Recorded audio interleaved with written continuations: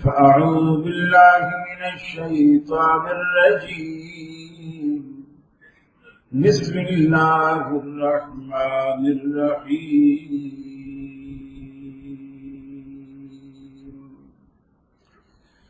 إن أول بيت وضع للناس للذي ببكة مباركا وهدى للعالمين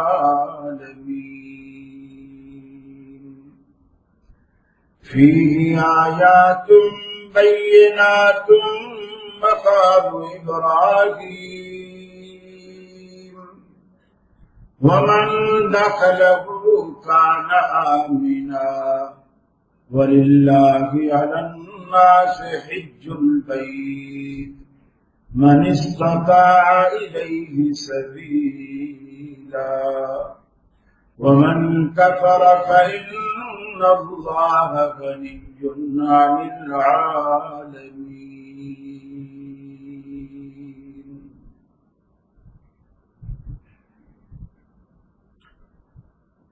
یہ مقصد ہے کہ دنیا سے جہالت دور ہو جائے، کلام اللہ سے مومن کا دل پر نور ہو جائے۔ یا الہی جب تک کہ میرے جسم میں جا رہے تجھ پہ صدقے تیرے محبوب پہ قربان رہے، میں رہوں یا نہ رہوں پر دل کی ہے یہ دعا، دین احمد اور عزت قرآن رہے۔ الہی ہم میں پھر وہ صدیق سا ایمان پیدا کر، عمر فاروق سا کوئی جری انسان پیدا کر، رگے تحریک کٹ جائے دم عثمان پیدا کر، علی المرتضی شیر خدا کی آن پیدا کر۔ عزیز ساتھیوں، دوستوں، بزرگوں، گزشتہ 2 جمعوں سے آپ ایک حج سیریز سے متعلق گفتگو سن رہے ہیں۔ پہلے جمعے میں آپ نے فضائل حرمین شریفین سنے، پھر دوسرے جمعے میں حج کے فضائل اور مسائل سنے، اور آج اسی سلسلے کی تیسری اور آخری کڑی ہے مناسک حج و عمرہ، یعنی حج اور عمرہ کا طریقہ کیا ہے، اسے کیا کیسے جاتا ہے۔ بڑا آسان معاملہ ہے اگر بندہ سمجھ لے۔ حج کی 3 بڑی اقسام ہیں، حج افراد ہے، حج قران ہے اور حج تمتع ہے۔ عموماً ہمارے ہاں جو پاکستان سے جاتے ہیں وہ حج تمتع کرتے ہیں۔ افراد اکیلا حج ہوتا ہے، اس پہ عمرہ ساتھ نہیں ہوتا۔ قران میں عمرہ ساتھ ہوتا ہے، مگر عمرے کا احرام حج سے پہلے کھولتے تھے۔ نبی کریم نے حج قران کیا، لیکن حج قران کرنے کے بعد آپ نے صحابہ سے کہا کہ جو باتیں اللہ نے اب مجھے بتلائی ہیں، یعنی حج کرنے کے بعد جو باتیں اب مجھے بتلائی ہیں، اگر اللہ یہ مجھے پہلے بتاتا تو میں حج تمتع کرتا۔ آپ نے حج قران کیا، لیکن جب تمتع کے فضائل آپ کو معلوم ہوئے اللہ کی طرف سے بذریعہ وحی، تو آپ نے خواہش ظاہر کی کہ اگر یہ چیزیں مجھے پہلے سے معلوم ہوتی تو میں قران پر تمتع کو ترجیح دیتا۔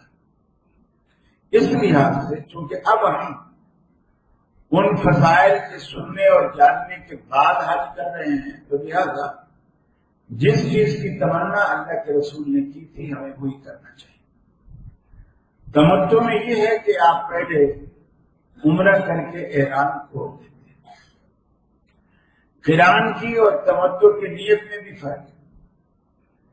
قران چونکہ تمتع اور حج جڑا ہوا ہوتا تھا تو اللہ کے رسول نے نیت کی، اللہم لبیک عمرۃ وحج، اللہ میں عمرے کی نیت سے اور حج کی نیت سے، اور یہ واحد عبادت ہے جس کی نیت زبان سے کی جاتی ہے۔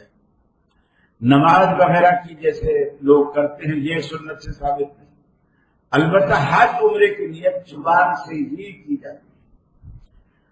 البتہ جب آپ حج تمتع کرتے ہیں تو اس کے لیے آپ عمرے کی پہلے نیت کرتے ہیں، اس میں حج کو شامل نہیں کرتے۔ اللہم لبیک عمرۃ، اللہ میں عمرہ کے ارادے سے حاضر۔ اور اگر آپ کسی کی طرف سے حج یا عمرہ کر رہے ہیں پھر آپ باقی طریقہ کار میں کوئی فرق نہیں ہے، نیت میں فرق ہے۔ آپ وہاں کہیں گے اللہم لبیک عمرۃ عن فلان، فلاں کی طرف سے، اور فلاں کی جگہ آپ نام لیں، ان شکیل ان جمیل ان رحیل، میں رحیل کی طرف سے، شکیل کی طرف، باقی اللہ کو پتہ ہے آپ کس کی طرف سے کر رہے ہیں، تو وہ نیت میں آپ فرق کریں گے۔ لیکن کسی کی طرف سے بھی وہی کرے گا جس نے پہلے اپنا حج عمرہ کیا ہو، نہ کیا ہوا ہو فرض شاید وہ کسی کی طرف سے نہیں کر سکتا، وہ اپنا ہی کرے گا۔ اور یہ جب نیت کب کریں گے آپ؟ میقات پہ جا کے، پہلے آپ غسل کر لیں، اچھا ہے، سنت ہے، فرض نہیں ہے۔ عمرے پہ جانے سے پہلے غسل فرض نہیں ہے لیکن سنت ہے، اللہ کے رسول نے کیا۔ سیدہ عائشہ فرماتی ہیں کہ آپ جب غسل کر کے آتے احرام باندھنے سے پہلے میں آپ کے جسم میں خوشبو بھی لگا دی، اسے ہم کی بڑی سختی سے منع کرتے ہوئی، حتیٰ کہ کوئی بندہ سامنے آ جائے تو اسے گلے بھی نہیں ملتے کہ ہو سکتا ہے اس نے پتہ نہیں کپڑوں کو خوشبو لگا رکھی ہو پھر مجھے لگ جائے۔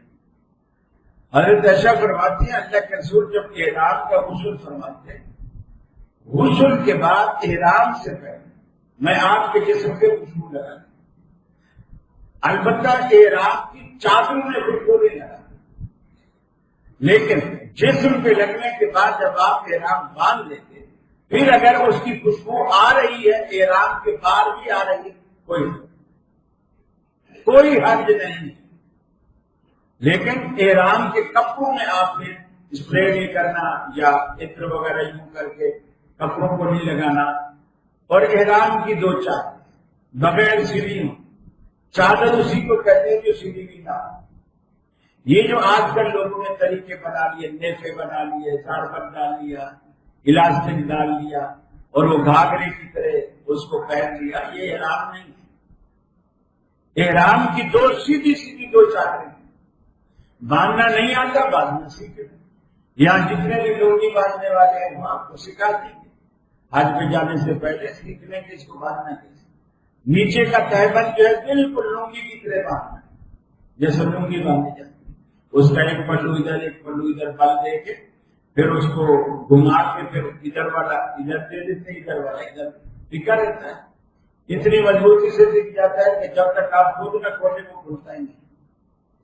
البتہ کوشش کریں کہ کپڑا جیسے ایسے ہوتے ہیں نا اکڑے ہوئے کپڑے وہ نہ ہو، اور اگر کاٹن کا آپ کلف لگا کپڑا لیتے بھی ہیں تو گھر میں پہلے اسے دھو لیں تاکہ اس کا کلف ختم ہو۔ کلف سے کپڑا ٹکتا نہیں، نہ اوپر ٹکتا ہے نہ نیچے والا ایسے پھیلا ہوا رہتا ہے، تو آپ اسے دھو لیں، اس کا کلف ختم کر لیں، آرام سے باندھ لیں، اور ایک چادر آپ اوپر ڈالیں۔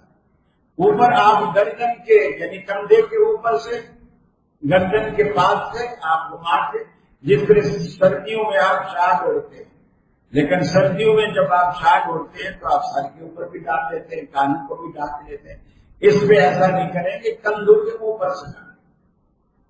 ابھی آپ نیت نہ کریں، احرام مان لیا۔ نیت نہ کرنے کا فائدہ یہ ہے کہ جب تک آپ نیت نہیں کریں گے احرام کی پابندیوں سے آزاد ہیں، اور وہ پابندیاں جیسے آپ نے بال نہیں کاٹنے، ناخن نہیں کاٹنے، شکار نہیں کرنا، اور اگر وائف ساتھ ہے تو وائف کے کوئی چھیڑا چھاڑی نہیں کرنی، کچھ نہیں بالکل۔ اور اس کے بعد جب میقات آئے گی ہمارا جو نکاح پڑتا ہے وہ جلمنم ہے، تو جدہ سے تقریباً آدھا گھنٹہ پہلے جہاز میں آ جاتا ہے، اور جہاز والے اعلان بھی کر دیتے ہیں 15-20 منٹ پہلے، اس کے آنے سے 15-20 منٹ پہلے۔ اگر سعودی ایئرلائن ہے تو وہاں انہوں نے احرام باندھنے کی بھی جگہ بنائی ہوئی ہے، نفل پڑھنے کی بھی جگہ بنائی ہوئی ہے، سب کچھ کیا ہوا ہے، تو آپ وہاں احرام بھی باندھ لیں، اور اگر احرام گھر سے باندھتے گئے ہیں اچھی بات ہے، نیت وہاں کر لیں، اور اگر ایئرپورٹ سے باندھتے ہیں کوئی بات نہیں، آپ نیت یلملم پہ جا کے کر دیں، اور نیت کے وہی الفاظ کہیں، کیونکہ پہلے جا کے آپ عمرہ کریں گے، اللہم لبیک عمرۃ، اللہ میں عمرہ کے ارادے سے، عمرہ کی نیت سے میں حاضر۔ کچھ لوگوں نے حج تمتع کے لیے الفاظ اور بھی بنائے ہیں، اللہم لبیک کا تمتع ہے، لیکن یہ اللہ کے رسول سے یہ الفاظ ثابت نہیں ہے۔ آپ جب وہاں پہنچ جائیں، اب آپ نے شکار بھی نہیں کرنا، باقی چیزیں نہیں کرنی، بال نہیں دوچنے، اور کوئی بال لینے نہیں ہیں جسم سے کسی حصے سے، نہ سر کے، نہ مونچھ کے، نہ بغل کے، نہ صرف کوئی چیز۔ آپ اب احرام کی پابندیوں کے اندر ہیں، آپ حتیٰ کہ خوشبو بھی اب آپ نے استعمال نہیں کرنی، کیونکہ اب آپ احرام کی حالت میں آ چکے، پہلے جو لگا چکے لگا چکے، احرام باندھنے کے بعد اب آپ نے خوشبو استعمال نہیں کرنی، نہ اس کپڑے کو استعمال کرنا۔ کچھ لوگ سمجھتے ہیں کہ احرام شاید ان دو چادروں کا نام ہے، اگر کپڑا گندا ہو جائے یا واش روم جاتے وقت پیشاب وغیرہ کا کوئی کچرا لگ جائے تو وہ سمجھتے ہیں اب ہم احرام کیسے بدلیں، اگر ہم یہ چادر ہٹائیں گے تو ہمارا تو احرام کھل جائے گا، تو گویا احرام ٹوٹ جائے گا۔ احرام اس چیز کا نام نہیں ہے، احرام نام ہے پابندیوں کا۔ اگر آپ کے کپڑے کو کوئی گندگی لگ گئی ہے، آپ دھونا چاہتے دھو لیں، آپ کے جسم پر کوئی گندگی لگ گئی ہے، آپ نہانا چاہتے نہ، وہ چادریں کھول لیں، اور جو حصہ خراب ہے اس کو دھو بھی سکتے، بدل بھی سکتے۔ آپ کے پاس اگر ایکسٹرا احرام ہے، وہ اتنا گندا ہو گیا ہے کہ آپ فوری طور پر دھو نہیں سکتے، آپ بدل سکتے، اسے احرام کھولنا نہیں کہتے۔ احرام کھولنا یہ ہے کہ آپ خود کو احرام کی پابندیوں سے آزاد کریں۔ اب آپ یہ جس بھی تاریخ کو آپ جائیں گے، پہلے جا کے عمرہ کریں گے، عمرہ سارا بیت اللہ کے اندر تقریباً ہو جاتا ہے۔ سب سے پہلے آپ جاتے ہوئے تلبیہ بھی پڑھیں گے، جب آپ نیت کر لیں گے لبیک اللہم لبیک لا شریک لک لبیک۔ دیکھیے اللہ تعالیٰ نے کوئی عبادت ایسی نہیں رکھی جس میں شرک کا رد اور اپنی توحید کا اقرار اور اثبات۔ آپ لاکھوں روپے لگا کے حج پہ جا رہے ہیں اور جیسے گئے ویسے آ گئے، آپ کے لاکھوں روپے برباد۔ سب سے پہلے شرک کی گندگی کو دھوڑ کر دیں۔ اسی لیے کہا کہ فرمایا لبیک اللہم لبیک لبیک لا شریک لک لبیک، میں حاضر ہوں اے اللہ، میں حاضر ہوں، اس اقرار کے ساتھ حاضر ہوں، لا شریک لک، کہ تیرا کوئی شریک نہیں، کوئی ساجی نہیں، کوئی ہمسر نہیں، نہ تیری بندگی میں، نہ تیری ذات میں، نہ تیری روحیت میں، نہ ربوبیت میں، نہ صفات میں۔ اللہ تو ہر اعتبار سے اکیلا و یکتا ہے، لا شریک لک، اللہ تیرا کوئی شریک نہیں۔ ان الحمد والنعمت لک والملک، اللہ میں یہ بھی مانتا ہوں، یہ بھی تسلیم کرتا ہوں، ان الحمد والنعمت لک والملک، تمام تر تعریفیں، تمام تر حمد و ثنا تیرے لیے، سارے جہان کی نعمتیں بھی تیری طرف سے ہیں، لک والملک، اور بادشاہت بھی تیری ہے۔ اس اقرار کے ساتھ میں تیری دربار میں حاضر ہوا ہوں، لا شریک لک، پھر اقرار کرتا ہے اللہ تیری بادشاہت کو بھی مانا، تیری نعمتوں کو بھی مانا، تیری حمد و ثنا کو بھی مانا، لیکن اس اقرار کے ساتھ کہ تیرا کوئی شریک نہیں۔ یہ ساری نعمتیں مہیا کرنے میں الہ العالمین تو اکیلا ہے، اس اقرار کے ساتھ میں تیری دربار میں حاضر ہوا ہوں، لیکن تیرا گناہگار بندہ ہوں، یہ آس اور امید لے کر کے آیا ہوں، تو مجھے یہاں میرے گناہوں کے بوجھ سے تو مجھے ہلکا کر دے گا۔ اس ارادے سے جب رب العالمین کے حضور بندہ حاضری دیتا ہے، رب العالمین اس کو بھی لبیک کہتا ہے، لبیک یا عبدی، اے میرا بندہ میں حاضر ہوں، مانگ کیا مانگتا ہے، بول کیا بولتا ہے، سوال کر کیا سوال کرتا ہے۔ اور اگر کھوٹے دل کے ساتھ، حرام کی کمائی کے ساتھ، حرام کے پیسوں سے حرام خریدنے کے بعد وہاں جا کر کے یہ تلبیہ پڑھتا ہے، اللہ کہتا ہے لا لبیک ولا سعدیک، نہ تیری حاضری قبول، نہ تیرا آنا قبول، نہ تیرے تلبیہ پکارنا قبول۔ اللہ رب العالمین اس کی کوئی چیز حتیٰ کہ دعا تک قبول نہیں کرتا۔ لہذا اس حج کو اپنی زندگی کا ایک مقصد بنا کر کہ آپ نے وہاں جا کر اپنے اندر تبدیلی لائی۔ لوگ پوچھتے ہیں نا کہ بھی ہمیں کیا پتا ہمارا حج قبول ہوا ہے کہ نہیں ہوا۔ پہلی بات اللہ سے اچھی امید رکھو، انشاءاللہ اللہ تعالیٰ آپ کا حج ضرور قبول کرے گا۔ بس آپ نے کوشش یہ کرنی ہے دل سے شرک کو نکال دے، ایمان میں شرک کا رتی برابر بھی ذرا نہ ہو، اور پھر روزی کو حلال کرنے، اور تیسرا حج کو سنت کے مطابق کرنے۔ یقین مانیے کوئی وجہ نہیں ہے اللہ رب العالمین آپ کے حج کو قبول نہ کرے۔ اور نشانی کیا ہے؟ جب آپ حج کر کے فارغ ہوں گے نا، آپ خود محسوس کریں گے کہ آپ کے اندر ایک انقلاب آتا ہے، ایک تبدیلی آتی ہے۔ مثلا یہاں فرض کیا کہ آپ نماز نہیں پڑھتے، اب آپ وہاں گئے اور نماز پڑھنے لگ گئے، اب آپ وہاں سے آگئے تو آپ پکے نمازی ہو گئے۔ یہ دلیل ہے اس بات کی کہ آپ کا حج اللہ کو پسند آ گیا ہے، آپ کی زندگی میں انقلاب آ گیا۔ آپ یہاں کوئی کم توڑتے تھے، دودھ میں پانی ڈالتے تھے، ملاوٹیں کرتے تھے، جھوٹ بولتے تھے، اب آپ وہاں سے آنے کے بعد آپ نے توبہ وہاں جو کی، آنے کے بعد وہ اثرات آپ کی زندگی میں حج کے بعد بھی باقی ہیں، سمجھو آپ کا حج قبول ہے۔ آپ یہاں سے داڑھی منڈا کے گئے اور وہاں سے داڑھی رکھا کے آئے، سمجھو کہ آپ کا حج قبول ہے۔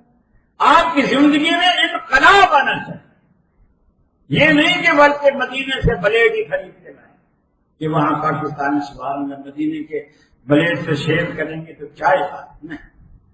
اس کا مطلب یہ ہے کہ آپ کا اندر کا شیطان ابھی تک مرا نہیں، وہاں تو آپ شیطان کو مارنے جا رہے ہیں، بظاہر آپ وہاں کنکر مارتے ہیں اس کو، لیکن اصل تو شیطان جو دل میں ہے اس کو مارنا۔ آپ نے اس کو مایوس کرنا ہے کہ شیطان آپ سے مایوس ہو جائے۔ اور شیطان کیسے مایوس ہوگا؟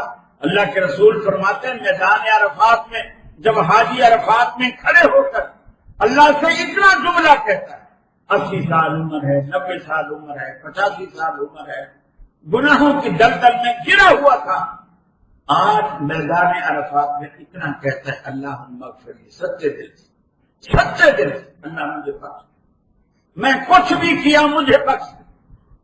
اللہ فرشتوں سے کہتا ہے فرشتوں گواہ ہو جاؤ اس برے کو میں نے بخش دیا ہے، فرشتے کو گواہ بنا کر کہتا میں نے اس کو بخش دیا۔ اللہ کے رسول فرماتے ہیں شیطان میدان عرفات سے وہاں موجود ہوتا ہے یہ منظر دیکھنے کے لیے کہ میری محنت پہ پانی پھرتا ہے کہ نہیں۔ وہ جب دیکھتا ہے اس بندے کو گمراہ کرنے کے لیے میں نے 80 سال لگائے، اور یہاں آ کر ایک جملہ اللہم اغفر لی، اللہ مجھے بخش دے، میری 80 سالہ محنت پہ پانی پھر گیا۔ فرمایا کہ وہ مٹی اٹھاتا ہے، سر میں ڈالتا ہے، منہ پیٹتا ہے، گریباں پھاڑتا ہے اور کہتا ہے یا لیتنی مت قبل ھذا، اے کاش کہ میں آج سے پہلے مر چکا ہوں، میں نے اتنی محنت کی اور اس کے ایک جملے میں میری ساری محنت سے پانی پھینک دیا۔ آپ شیطان کو مایوس کریں، شیطان کو خوش نہ کریں، شیطان کو مایوس کریں، وہ آپ سے مایوس ہو جائے کہ اس بندے پر اب میرا زور نہیں چلتا۔ یہ مایوسی کب اسے ہوگی؟ جب آپ اللہ کے ہو جائیں۔ اللہ نے شیطان کو یہی تو کہا نا کہ جو میرے ہیں بے شک تو کوشش کر لے، گمراہ کر لے، جو مرضی کر لے، لیکن جو میرے ہیں ان پر تیرا زور اور تسلط ان پر نہیں چلے گا۔ یہ اللہ تعالیٰ نے شیطان سے کہا۔ تو اللہ تعالیٰ کی یہ بات آپ سچی کریں، شیطان کا اپنے اوپر زور نہ چلنے دیں۔ جب آپ وہاں بیت اللہ میں جائیں تلبیہ بند کر دیں۔ حجر اسود کے کونے سے وہاں نیچے گورنمنٹ نے ایک براؤن کلر کی پٹی بھی لگا رکھی ہے، اور ویسے بھی حجر اسود کا کونا آپ کو سیدھ پر نظر آ جائے گا۔ اینٹی کلاک وائز کرنا ہے، جیسے گھڑی تو یوں چلتی ہے، آپ نے یوں چلتی ہے۔ اور جب آپ طواف شروع کریں گے تو حجر اسود جو ہے وہ آپ کے بائیں طرف ہونا چاہیے۔ جب پہلی دفعہ آپ شروع کریں، اگر تو آج کل تو خیر رش ہوتا ہے، بوسے کا تو خیر موقع نہیں ملتا، لیکن پاکستان لڑتے ہیں اور دھکے دیتے ہیں، کوئی اس میں گر بھی جاتے ہیں، کوئی گرمی اور حبس سے بے ہوش بھی ہو جاتا ہے۔ یہ اسلام نے نہیں کہا۔ حجر اسود کا بوسہ کوئی فرض نہیں ہے، اللہ کے رسول نے اس کے 3-4 آسان طریقے بتا دیے۔ آپ قریب کھڑے ہو بوسہ لے، بوسہ نہیں مل سکتا ہاتھ لگ سکتا ہے، ہاتھ لگا لو، ہاتھ چھو لو۔ یہ بھی نہیں ہو سکتا آپ دور کھڑے ہیں تو ہاتھ سے سلام کرو، اشارہ، بس وہی فائدہ ہے اشارے کا بھی، چومنے کا بھی اور ہاتھ لگانے کا۔ جب وہی فائدہ ہے تو پھر آپ کو لڑنے کی، دھکے دینے کی، دھکے کھانے کی، خود کو مصیبت میں ڈالنے کی، بلکہ عورتوں کو بھی لے کے گھسا رہے ہوتے ہیں۔ یہ بہت یعنی ہمارے پاکستانی جو کچھ کرتے ہیں، باہر والے بھی کرتے ہیں تو غلط کرتے ہیں۔ شریعت نے آپ کو سہولت دی، جہاں بھی آپ کھڑے ہیں آپ اس کی سیدھ میں کھڑے ہوں، جب آپ پہلی مرتبہ جب آپ شروع کر رہے ہیں بسم اللہ اللہ اکبر کر کے سلام کا اشارہ کریں ہاتھ کا، بسم اللہ اللہ اکبر۔ باقی جب چکر ہر دفعہ آ کر وہاں اسی جگہ پر آئیں، یہ ایک چکر آپ کا پورا ہوگا، ہر دفعہ بسم اللہ کہنے کی ضرورت نہیں، صرف ہاتھ اٹھائیں اللہ اکبر۔ پہلی دفعہ بسم اللہ ساتھ ملائیں، باقی اللہ اکبر اللہ اکبر ہر دفعہ، اور وہاں سے شروع کریں وہیں آ کے ختم کریں۔ یہ آپ کا ایک طواف مکمل 7 چکر جب آپ لگا لیں گے، اس کے بعد مقام ابراہیم کی طرف 2 رکعت آپ پڑھیں گے۔ یہ ایک چکر ایک طواف جو ہے وہ آپ کا پورا ہو گیا۔ مقام ابراہیم پر نفل پڑھنے کے بعد آپ زمزم پئیں، اور زمزم پئیں بھی اور سر پہ بھی ڈالیں۔ یہ بھی اللہ کے رسول کی سنت ہے، آپ پیتے بھی تھے اور سر پہ بھی تھپکی دے کے سر پہ بھی زمزم ڈالتے تھے، کیونکہ اللہ نے اس میں بڑی برکات اور بڑی شفا رکھی ہے۔ اللہ رب العالمین آپ کو سب نصیب کرے جو اللہ تعالیٰ نے اس کے اندر خوبیاں رکھی ہیں۔ یہ ایک طواف آپ کا 7 چکروں کے بعد، 2 رکعت پڑھنے کے بعد، زمزم پینے کے بعد، اب یہ ایک چکر آپ کا پورا ہو رہی۔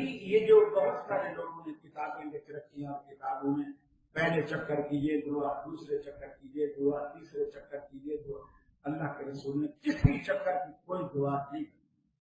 حج کو آسان کیجیے، عمرے کو آسان کیجیے۔ لوگ کتابیں لے کے، موبائل لے کے اس میں دیکھ کے کبھی اس سے ٹکراتے ہیں، کبھی اس سے، کوئی ضرورت نہیں ہے۔ ایک دعا جو اللہ کے رسول سے ثابت ہے، رکن یمانی جو حجر اسود سے پیچھے کا ایک کونا ہے، وہاں بھی غلاف کا ایک ٹکڑا کٹا ہوا ہے اور اندر سے وہ پتھر نظر آتا ہے۔ آپ اس کو کچھ نہیں کرتے، چومتے بھی نہیں، کچھ بھی نہیں کرتے۔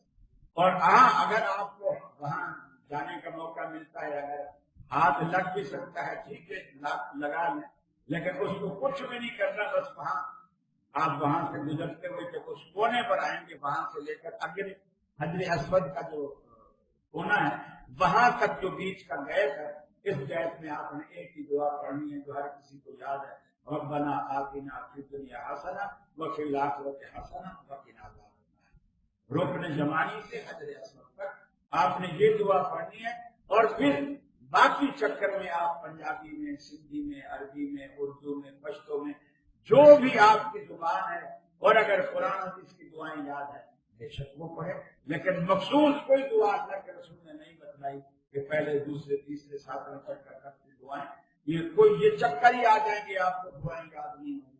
آپ اپنی مرضی سے جس زبان میں آپ چاہیں آپ دعائیں پڑھیں، کوشش کریں کہ آپ دعاؤں میں خود کو مصروف رکھیں۔ اور وہاں جا کر لوگ یہ بھی پوچھتے ہیں کہ میں وہاں جا کر سب سے اچھی عبادت میرے لیے کیا ہے؟ دیکھیے، دنیا کی ہر عبادت آپ یہاں کر سکتے ہیں، نفل یہاں پڑھ سکتے ہیں، تلاوت یہاں کر سکتے ہیں، تسبیح یہاں پڑھ سکتے ہیں، وظیفے یہاں پڑھ سکتے ہیں، سب کچھ آپ یہاں کر سکتے ہیں۔ اگر نہیں کر سکتے دنیا کے کسی بھی کونے میں تو طواف نہیں کر سکتے۔ وہاں کی بہترین عبادت طواف۔ اللہ جب آپ کو فرصت دے آپ طواف کریں، 7 چکر پورے کریں، 2 رکعت نماز پڑھیں، ایک طواف آپ کا جتنے چاہے طواف کریں۔ اور پھر یہ طواف جب آپ کا پورا ہو جائے، دائیں جانب ایک ہرے رنگ کی لائٹ بھی لگی ہوئی ہے، وہ صفا کا راستہ بتاتی ہے۔ آپ صفا پہاڑی کی طرف داخل ہو جائیں گے، یہاں سے اب آپ صحیح شروع کریں، یہاں سے اب آپ صحیح شروع کریں، وہاں کھڑے ہو کر بیت اللہ کی طرف رخ کر کے آپ دعا بھی کریں۔ جو اگر بیت اللہ نظر آتا ہے، ویسے آج کل تعمیرات اتنی ہو گئی ہیں کہ بعض دفعہ نظر نہیں آتا، ورنہ اللہ کے رسول بیت اللہ کو دیکھتے رہتے تھے اور دعا کرتے رہتے۔ تو آپ اگر دیکھ نہیں پاتے تو کم از کم رخ قبلے کی طرف کریں اور دعا کریں، جو بھی آپ کے من میں کوئی آرزو ہے، تمنا ہے، اپنے لیے، بچوں کے لیے، بیوی کے لیے، عزیز و اقارب کے لیے، دوست احباب کے لیے، اپنے شہر محلے کے لیے، جو بھی دعائیں کر سکتے ہیں آپ کریں۔ پھر یہاں سے آپ صحیح شروع کریں، یہاں سے لے جا کر مروہ تک یہ ایک چکر ہو۔ طواف کی طرح یہ نہیں ہے کہ جہاں سے شروع کرنا ہے واپس وہاں تک آئیں گے تو ایک نہیں، یہاں سے صفا تک جائیں گے تو ایک چکر، صفا سے مروہ تک آئیں گے تو دوسرا چکر، پھر صفا سے مروہ تک جائیں گے تو تیسرا چکر۔ اس طرح صفا سے شروع ہوگا اور مروہ پہ آپ کا سامنے چکر ہوگا، اور ہر سرے پر آپ نے بیت اللہ کی طرف رخ کر کے آپ نے دعا کرنی ہے۔ اور اگر کوئی پرانی آیات یا پرانی دعائیں آپ بھی اس میں پڑھ سکتے ہیں، ویسے اللہ کے رسول ان الصفا والمروہ من شعائر اللہ یہ آپ پڑھا کرتے تھے، آپ کو یہ بھی یاد ہے تو آپ اس کو بھی پڑھ سکتے ہیں۔ یہ کرنے کے بعد اب آپ وہی قریب میں بال کاٹنے والے بھی ہوتے ہیں اور آپس میں بھی آپ کاٹ سکتے ہیں۔ اگر کوئی پاکستان سے کوئی مشین لے کے گئے ہیں اور حاجی اگر آپس میں ایک دوسرے کے بال کاٹ دیتے ہیں، کوئی حرج نہیں، شریعت اس سے منع نہیں کرتی، اور اگر ان سے کٹواتے ہیں تو کوئی حرج نہیں، شریعت منع نہیں کرتی۔ اس کے بعد آپ نہا لیں، آپ پاکستانی کپڑے پہن لیں، آپ کا عمرہ ہو گیا، الحمدللہ۔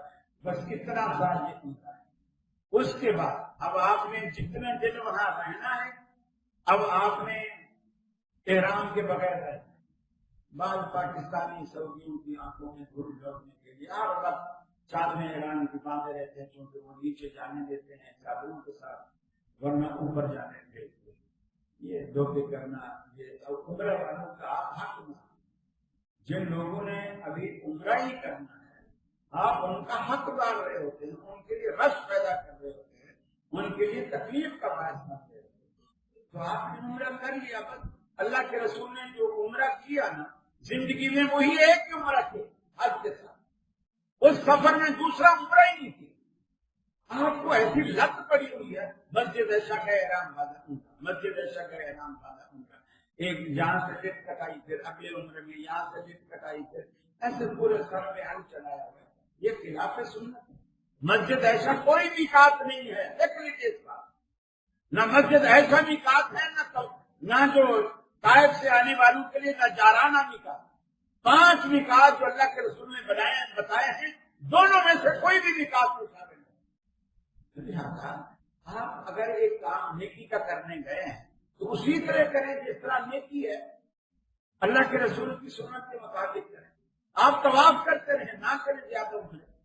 جائز عمرے جو آپ کو ملتے ہیں وہ صرف 2 ملتے ہیں، ایک یہاں سے جانے کے بعد اور ایک اگر مدینہ آپ کو بھیج دیا جاتا ہے اور پھر واپس آپ مدینہ سے آتے ہیں تو راستے میں ایک میقات آتی ہے ذوالحلیفہ۔ اللہ کے رسول جب مدینہ سے مکے آئے تھے تو آپ نے وہاں سے احرام باندھا تھا، آپ وہاں سے احرام باندھ کر پھر آپ مکے آئے تو وہ آپ کا دوسرا عمرہ جو جسے آپ جنین عمرہ کہہ سکتے ہیں، اصلی عمرہ وہ وہی عمرہ۔ یہ مسجد عائشہ جا کر اپنے ہوٹل سے احرام باندھ کر یہ کوئی عمرے نہیں۔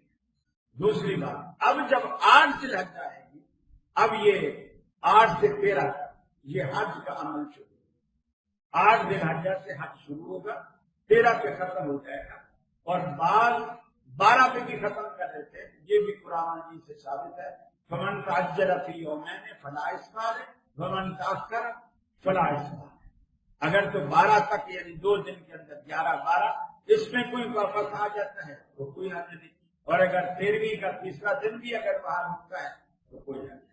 یعنی حج 12 پہ مکمل ہو سکتا ہے، لیکن اللہ کے رسول 13 تک ٹھہرے تھے۔ تو 8 سے لے کر 13 تک یہ حج کے دن۔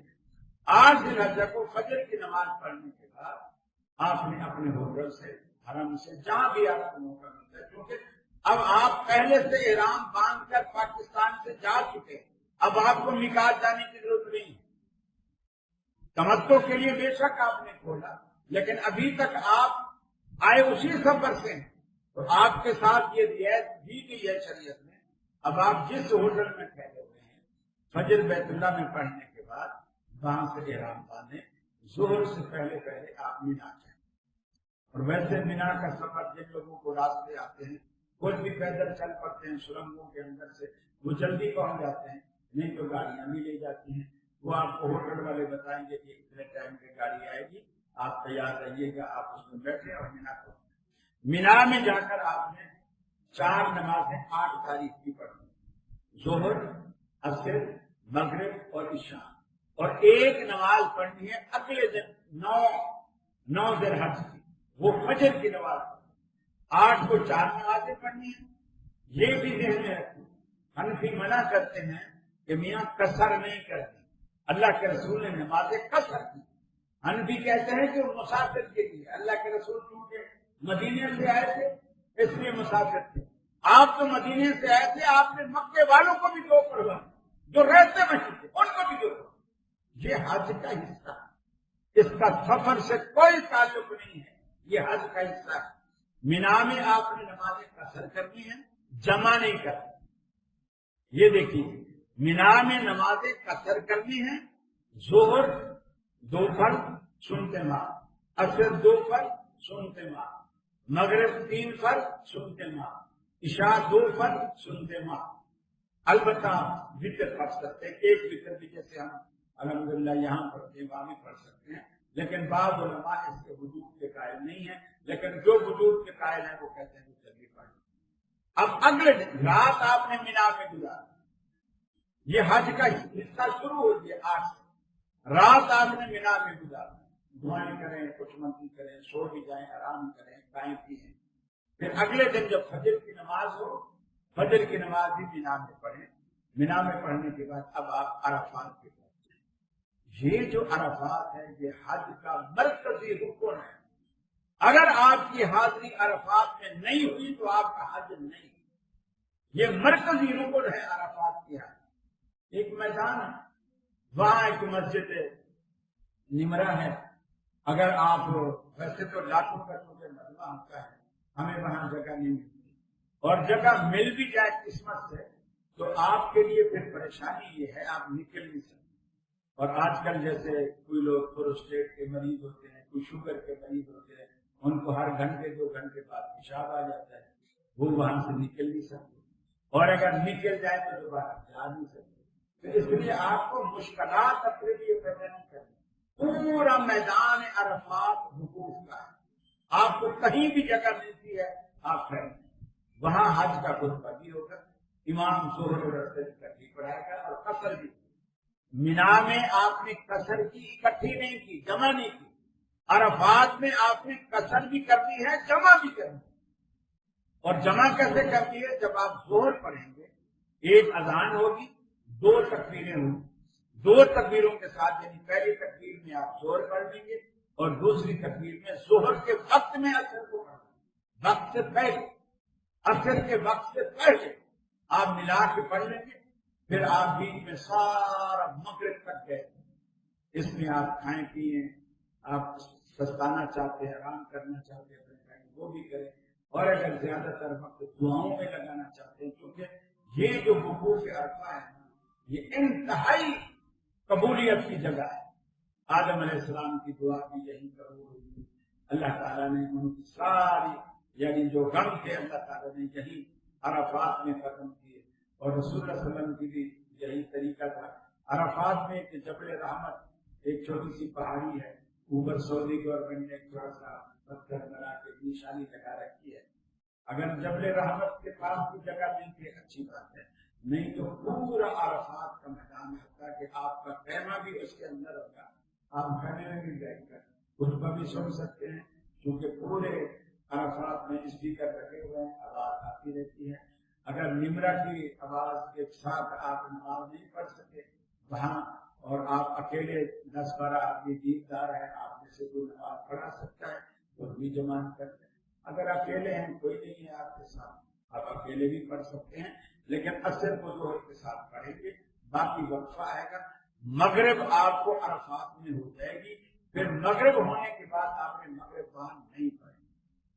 اکثر کو جان بوجھ کر آپ نے وقت سے پہلے پڑھا، مغرب کو جان بوجھ کر اللہ کے رسول نے اس کو پڑھا۔ جب مغرب ہو گئی، سورج عرفات میں ڈوب گیا، آپ نے نماز نہیں پڑھائی اور صحابہ سے کہا کہ اپنے سامان سواریوں پہ ڈالو اور عرفات خالی کرو۔ حضرت بلال نے پوچھا بھی الصلاۃ الصلاۃ یا رسول اللہ، اللہ کے رسول نماز مغرب کی۔ آپ نے فرمایا الصلاۃ کو نماز تمہارے آگے ہے، آگے چل کے پڑھیں گے، سواریاں تیار کرو۔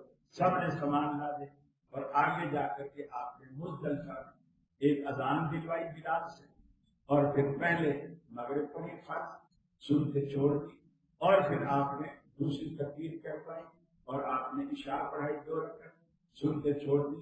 تو مقصد کہنے کا یہ ہے، مغرب کو عشاء کے ساتھ مزدلفہ میں جا کے جمع کیا اور عصر کو ظہر کے ساتھ عرفات میں جمع کیا۔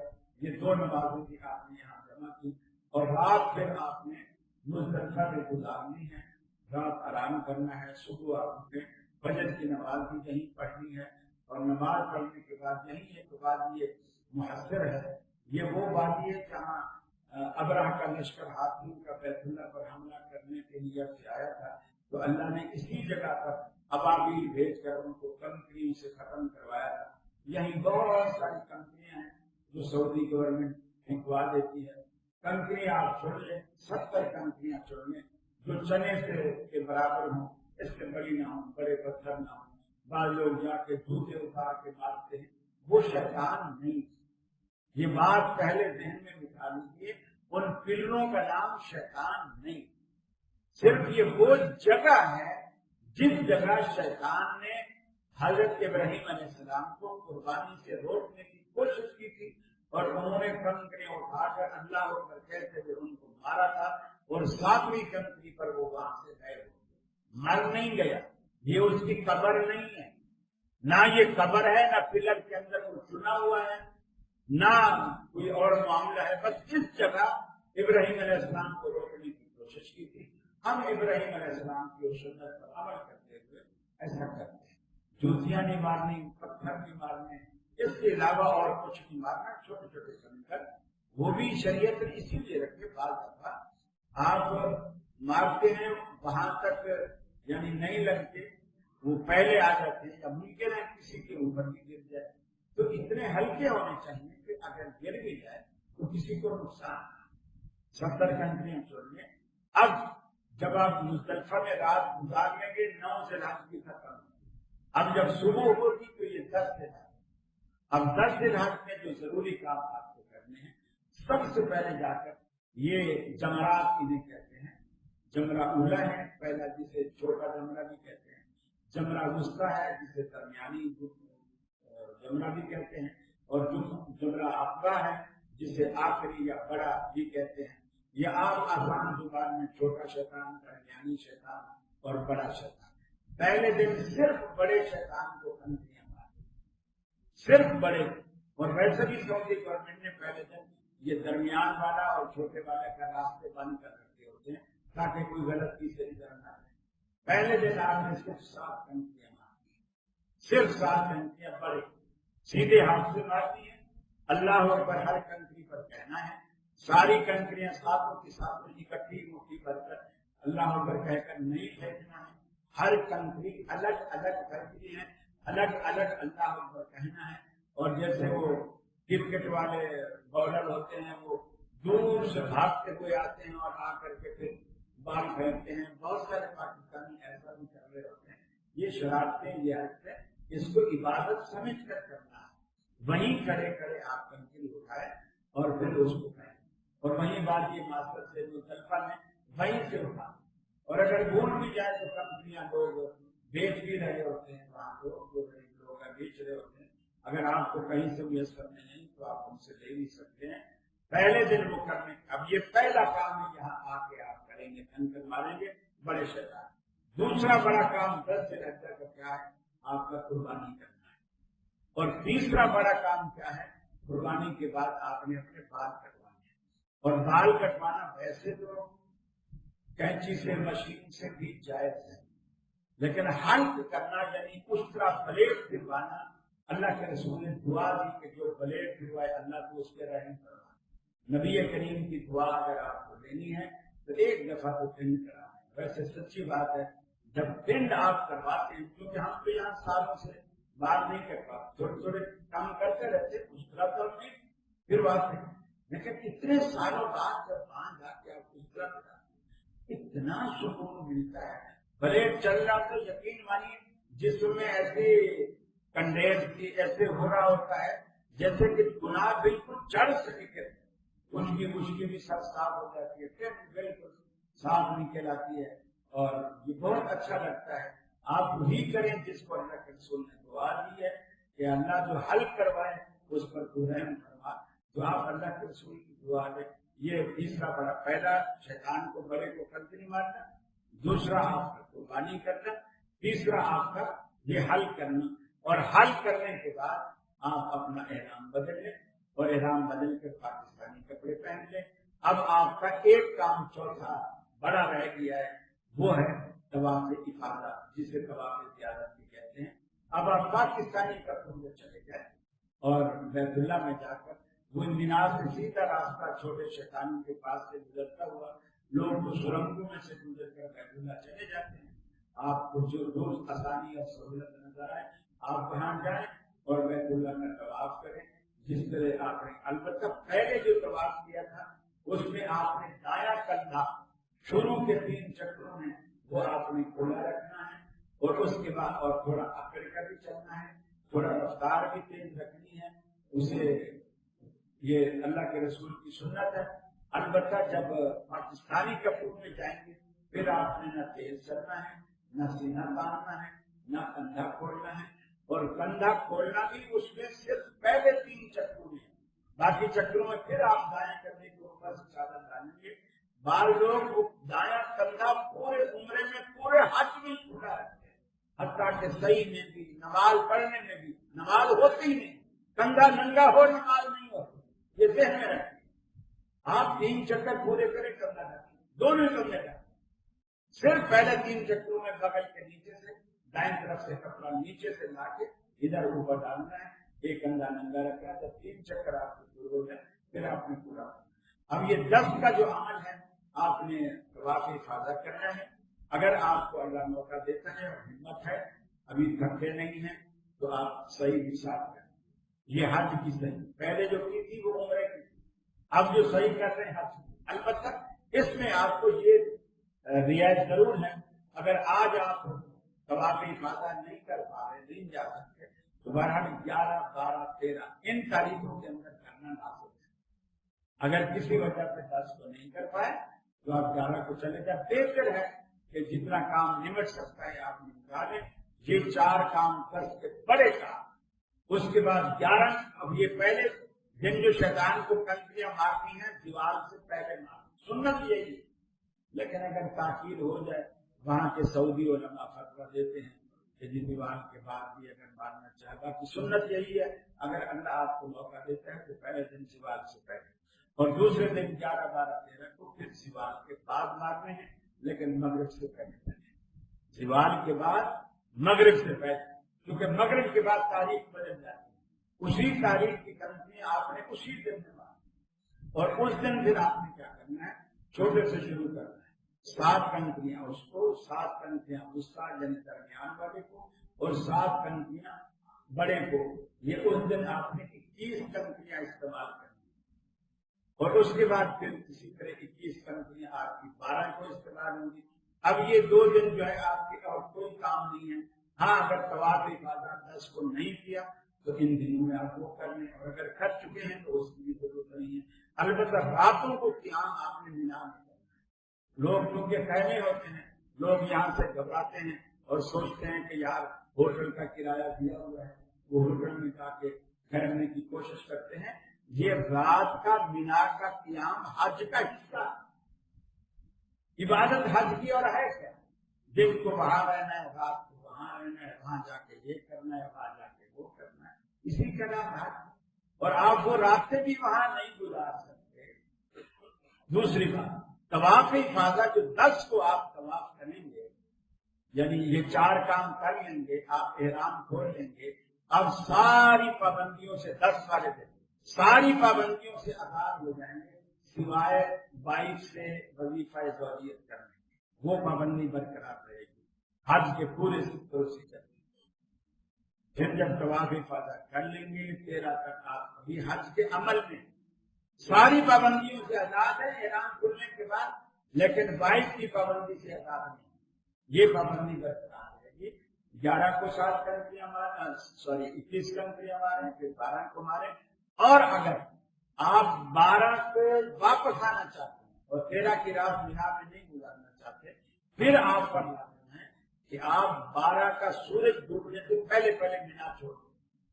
12 کا سورج ڈوبنے سے پہلے پہلے مینا چھوڑ دیں تو ٹھیک ہے، اور اگر مغرب آپ کی وہیں ہو گئی پھر آپ کو 13 وہیں گزارنی پڑے گی، پھر 13 کو آپ مغرب سے پہلے پہلے آپ آئیں۔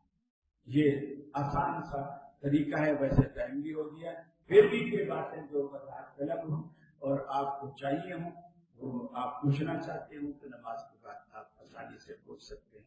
جزاک اللہ۔